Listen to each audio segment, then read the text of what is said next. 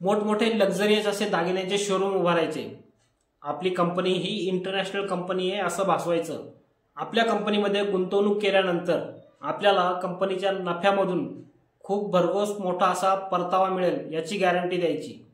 एवढा परतावा की आपला पैसा 2 ते 3 महिन्यामध्ये दुप्पट होईल एवढा परतावा कंपनी आपल्याला देईल असं भासवायचं। या गुंतवणूकदारांना 5 स्टार हॉटेलमध्ये पाहुणचार द्यायचा, सेमिनार घ्यायचे। या सेमिनारमध्ये आलेल्या प्रत्येकाला महागडी गिफ्ट द्यायची। फ्रीमध्ये आपल्याच शोरूममध्ये फ्रीमध्ये खरेदी करण्याकरता कॅश वाउचर द्यायची। अधिकचे गुंतवणूकदार आणण्याकरता एजंटची नेमणूक करायची। या एजंट लोकांना टार्गेट देऊन त्यांना foreign trip, iPhone, car, flat असे गिफ्ट कमावण्याचा संधी आहे हे सांगायचं। असाच व्यवसाय पुढे 2-3 वर्ष सतत चालू ठेवायचा आणि 2-3 वर्षानंतर भरघोस गुंतवणूक आली की एक दिवस रात्री अचानकपणे दुकान बंद करायचं आणि पसार व्हायचं। मित्रांनो, ही कोणत्या पिक्चरची स्क्रिप्ट नाहीये, तर नुकताच आर्थिक राजधानी असलेल्या मुंबई सारख्या शहरामध्ये घडलेल्या टोरेस घोटाळ्याची खरी कहाणी आहे। मित्रांनो, 2025 साल उजाडलं आणि देशाला हादरवणारा हा टोरेस घोटाळा आपल्या मुंबईमध्ये उघडकीस आला। या घोटाळ्यामध्ये जवळपास 1.5 लाख मुंबईकरांचे 1000 कोटीपेक्षा जास्त रक्कम बुडाली असं सांगण्यात येत आहे। तर आजच्या व्हिडिओमध्ये आपण हा संपूर्ण घोटाळा कसा पार पडला, या टोरेस घोटाळ्याची, या टोरेस कंपनीची मोडेस ऑपरेंडी कशी होती याची संपूर्ण इनसाइड स्टोरी आपण या व्हिडिओमध्ये पाहणार आहोत। त्याकरता व्हिडिओला शेवटपर्यंत नक्की पहा। तर मित्रांनो, टोरेस ज्वेलरी या कंपनीने दादरसह मुंबईमधल्या हाय प्रोफाईल एरियामध्ये मोठमोठे शोरूम खोलले, लक्झरियस शोरूम खोलले आणि आपली ही कंपनी जी आहे ही इंटरनॅशनल कंपनी आहे असं ग्राहकांना भासवलं। या कंपनीमध्ये आपण गुंतवणूक केल्यास आपल्याला कंपनीच्या उत्पन्नामधून आपल्याला भरघोस नफा मिळवून दिला जाईल असं गुंतवणूकदारांना सांगण्यात येत होतं।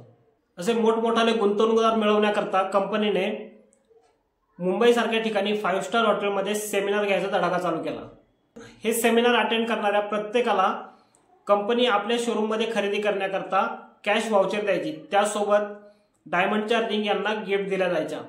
याची भुरळ ज्या गुंतवणूकदारांना पाडली जायची आणि या सेमिनारमध्ये गुंतवणूकदारांना अनेक प्रकारची आमिषे दाखवली जायची। आपण जर कंपनीमध्ये गुंतवणूक केली तर आपल्याला फार मोठा परतावा मिळेल असं आमिष या गुंतवणूकदाराला दाखवलं जायचं। जसं की आपण 4000 पासून या गुंतवणुकीला सुरुवात करू शकता।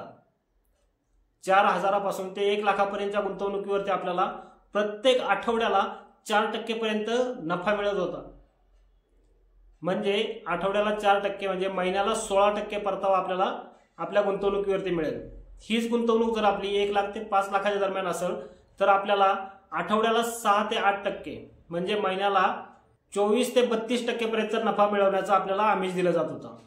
आणि हीच गुंतवणूक आपली जर 6 लाखापेक्षा जास्त असेल तर आपल्याला आठवड्याला 11% पेक्षा जास्त नफा मिळेल असं आमिष दाखवलं जात होतं। आता आठवड्याला 11% नफा म्हणजे महिन्याला 44% नफा, म्हणजे 2.5 महिन्यामध्ये आपली रक्कम जी आहे ही दुप्पट होईल असं आमिष या सेमिनारमधून गुंतवणूकदाराला दाखवलं जात होतं।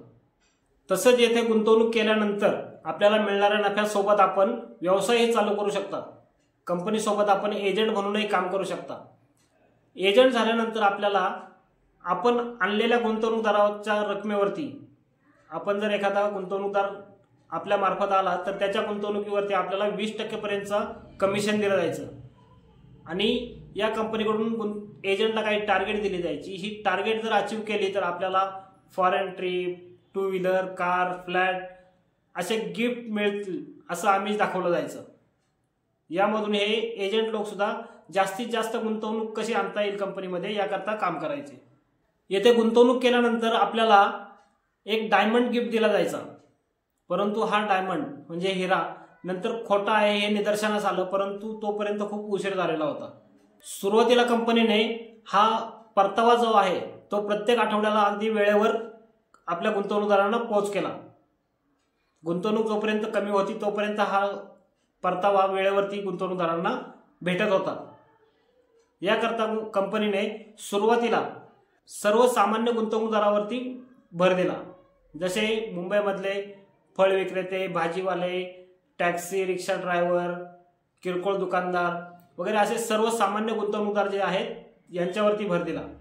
आणि हे सर्वसामान्य गुंतवणूकदार होते हे या कंपनीचा तामझाम पाहून याची यांना भुरळ पडायची व हे जास्तीची गुंतवणूक यामध्ये करत होते।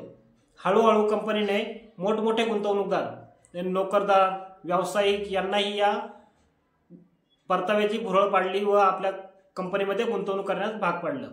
या जास्तीच्या परताव्याची लोकांना एवढी भुरळ पडली की लोकांनी अक्षरशः कर्ज काढून आपली दागिने गहाण ठेवून मालमत्ता विकून या कंपनीमध्ये गुंतवणूक केली। आणि शेवटी जेव्हा 2025 साल उजाडले तेव्हा ह्या जास्त लालचीपणाचा जो परिणाम व्हायचा होता तो समोर आला। जास्तीचा नफा मिळवायचा, झटपट श्रीमंत व्हायचं, याचा परिणाम जो होणार होता तो सर्वांना नवीन वर्षाच्या सुरुवातीलाच पाहायला मिळाला।